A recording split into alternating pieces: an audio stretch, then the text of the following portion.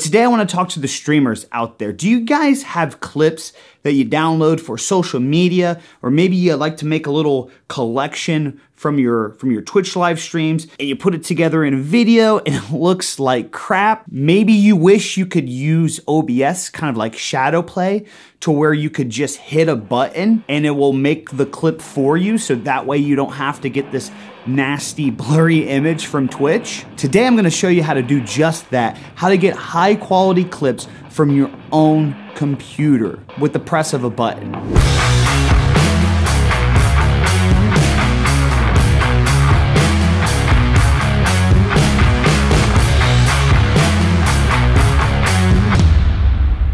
What's up, everybody? It's the Big E. First and foremost, thank you for stopping by today's video. I am glad to be back in the office. Vacation was nice. I enjoy getting away, but there's just something about being in a routine and creating this content, having the conversation with you guys and gals, it feels good. Today we are going to be talking about the replay buffer option, which is great for streaming on any platform. And all it is essentially like a shadow play. And if you don't know what shadow play is, your computer kind of processes the information, records while you're live, and then by clicking or hitting a button, it will capture a certain amount of footage that just like happened in your streams or games. So if I had it bound and I was to click a button, boom. So if I had it bound and I was to click a button, boom, it would capture the previous footage from when you hit the button. And by the way, if this video today doesn't help fully, or you're still a little confused and you have any questions, stop by a live stream sometime over on Twitch.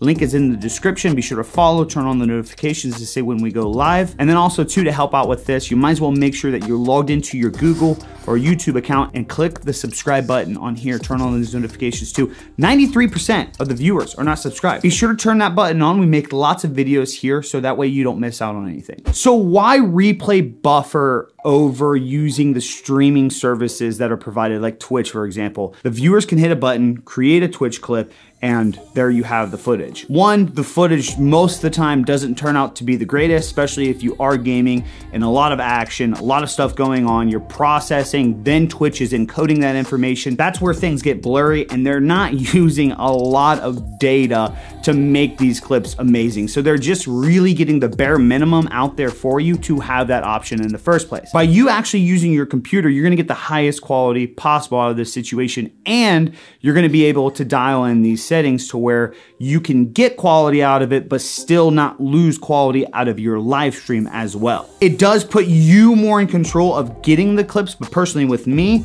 I kind of like that. I do appreciate the clips that viewers get of my stream, but there are often times where I do want to make sure something is specifically clipped, especially that being gameplay, and by me hitting the button, boom, I have it right there. This has also been useful for me lately with more of the just chatting and doing my podcast live over on YouTube. It allows me the freedom to have that like instant clickable moment for my podcast. So while I'm doing the podcast, while I'm taking these couple hours to record live with somebody, like a good talking point happens, something maybe inspirational, something funny, and boom, I can click that button, and by the end of that podcast, while everything is processing, I have all those clips ready to go. I don't have to go through this podcast as a whole to find all the cool, spicy stuff that I wanted. Everything is right there for me. So now that you know what it is and why you want to use it, let's jump into OBS and show you how to set it up. All right, now we are in OBS Studio. This is what I personally use to live stream.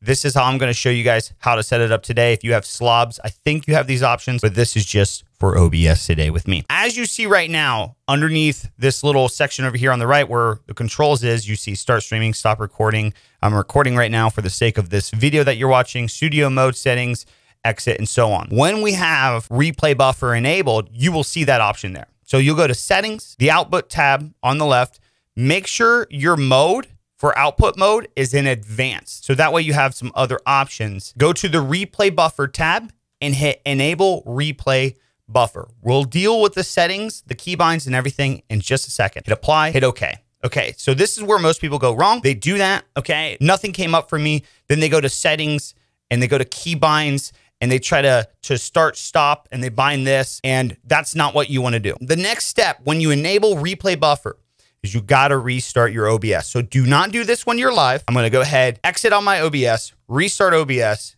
and you'll see in a second. Now, as you see, I've shut down OBS, I've opened it back up, and boom, start replay buffer is there. Now, we're not finished yet. This doesn't just mean when you click this button here, it will capture the footage. What this does is by clicking this button, I am enabling OBS to say, okay, start processing any recent information. So that way, when I click the button to capture the footage, it will be able to do that. If you do not have the replay buffer button started in the first place, if you don't have that highlighted when you are live, you will not be able to capture the footage. Okay, so let's get into the keybinds of this as well. So if you go to settings, hotkeys, now you will see a replay buffer option. I personally have mine set for like the minus sign. And then on my Elgato Stream Deck, I have that bounded to a button. So anytime I click this button that I have bound to it, it will automatically capture the duration that I have set, which for me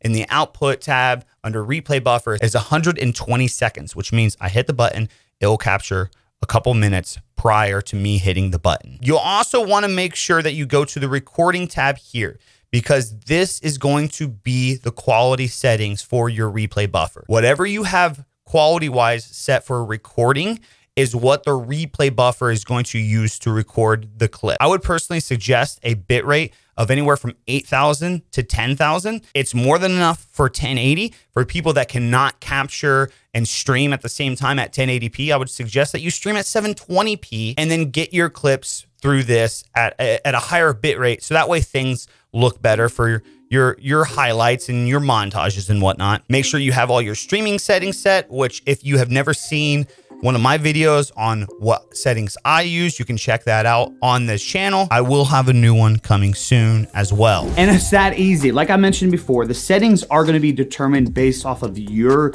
particular build. What are you using to live stream currently right now? But I can assure you, I use an all-in-one single PC streaming setup. I stream at 1080p, 60 FPS, and I have no issues using this whatsoever. I do have a higher end build, but I always suggest to people out there that when you're wanting to do this, when you're wanting to try to build your brand, capture all this content, create content for everybody else out there to enjoy, you're gonna wanna do it at the best way that's possible for you. If you have to dial back from 1080p to 720p right now while you're streaming to make sure that your audience can see you correctly while you can still get the content that you need, I would highly suggest not sacrificing this immediate flex to have like 1080, 60 FPS out the gate with everything over the quality of your particular content as a whole, being able to put yourself out there to everybody. If this video was helpful in any way, shape, or form, you could leave a like. I'd be gratefully appreciated. Make sure you guys are subscribing and turning on those notifications. If you have any questions, mention it in the comments down below. Or like I mentioned too, you can stop by a live stream. Be sure to follow us over there and on Twitter to make sure you see when we do go live. Go out there, get some highlights, create some content, and enjoy. That's all I got for you guys today. I'm out.